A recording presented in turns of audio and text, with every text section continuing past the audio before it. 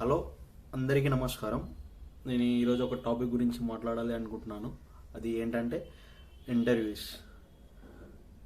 Social మీడియాలో జరిగే interviews గురించి మాట్లాడాలి అనుకుంటున్నాను. ఆ, వాళ్ళు ఎలా ఇంటర్వ్యూ చేస్తున్నారు, పిలిచి ఒక ఫర్ ఎగ్జాంపుల్ రీల్స్ చేసే వాళ్ళైనా సరే, ఎవరైనా ఫేమస్ అయిన వాళ్ళైనా సరే వెంటనే తీసుకొచ్చి ఇంటర్వ్యూ చేస్తారు.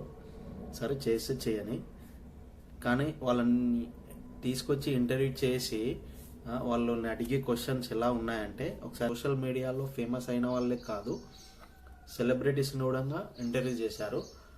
అవి కొన్ని క్లిప్స్ చూపిస్తాను, అవి చూడండి.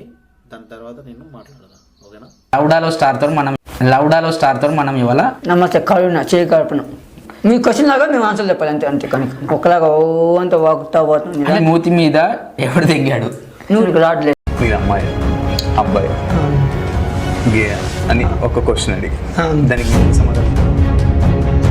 ఈ సినిమాలో హీరోయిన్గా మీ బంధువుల్ని ఎందుకు పెట్టలేదు మీరు? తప్పకుండా పెడతానండి. నా కూతుర్నే హీరోయిన్ చేత 16 పుట్టుమచ్చలు అని చెప్పారు కదా, రియల్ గా తెలుసుకున్నారు ఎన్ని పుట్టుమచ్చలు ఉన్నాయి హీరోయిన్ కి? అమ్మాయిలంటే కొంచెం ఇష్టం అని ఒక రూమర్ నడుస్తుంది సార్. ఎందువల్ల అది నడుస్తుంది అంటే ఈవెన్ ఆ మ్యాటర్ వల్ల ఇది నడుస్తుంది అంటారా? నాకు ఎప్పుడు రాలేదండి రూమర్. లేకపోతే ఈ పాటికి మీ వరకు రాదు. బట్ ఈ పాటికి అన్ని వెబ్సైట్స్లో వచ్చేసి ఉండాలి, అండ్ ఆ వెబ్సైట్స్ మీద నుంచి నాకు వచ్చి ఉండాలి. మాట్లాడుకుంటున్నారు సార్, నా దగ్గర ఆధారం కూడా ఉన్నది అని నేను ఆధారం.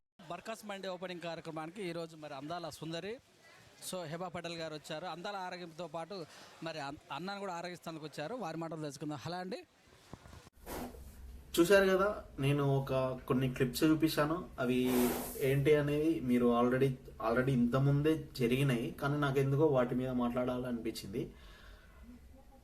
ఒక మనిషిని ఇంటర్వ్యూకి పిలిచి అట్లా డిగ్రేడ్ చేసి మాట్లాడడం అది ఎంతవరకు కరెక్టో మీరు ఒకసారి ఆలోచించండి. ఇంకా ఒక సార్ అయితే డైరెక్ట్ నా దగ్గర ప్రూఫ్సే ఉన్నాయి, కావాలంటే ప్రూఫ్స్ చూపిస్తాను అంటాడు. మరి ఆ సార్ దగ్గర మేబీ సెట్ చేసుకుంటే సెట్ చేసుకోవచ్చు ఇంటర్వ్యూకి ముందు. ఏంది ఏం ప్రూఫ్స్ ఉన్నాయో ఏంటో అసలు అర్థం కాదు. అడ్డమైన క్వశ్చన్స్ అడుగుతారు. ఒకరు ఫ్యామిలీ గురించి అడుగుతారు, ఒకరేమో ఒక క్యారెక్టర్ గురించి అడుగుతాడు, ఒకడేమో డైరెక్ట్ బాడీ షేమింగ్. ఏంటి అసలు అది? ఏం క్వశ్చన్స్ అవి? మూతి మీద ఓడిది ఏంటి అసలు? ఏం క్వశ్చన్స్ అవి? అంటే ఈ యాంకర్స్ ఫేమ్ అవ్వడానికి ఇలాంటి క్వశ్చన్స్ అడుగుతున్నారా వాళ్ళతోటి, లేకపోతే ఇవే క్వశ్చన్స్ నిన్న అడిగితే మీరు ఊరుకుంటారా? చెప్పండి.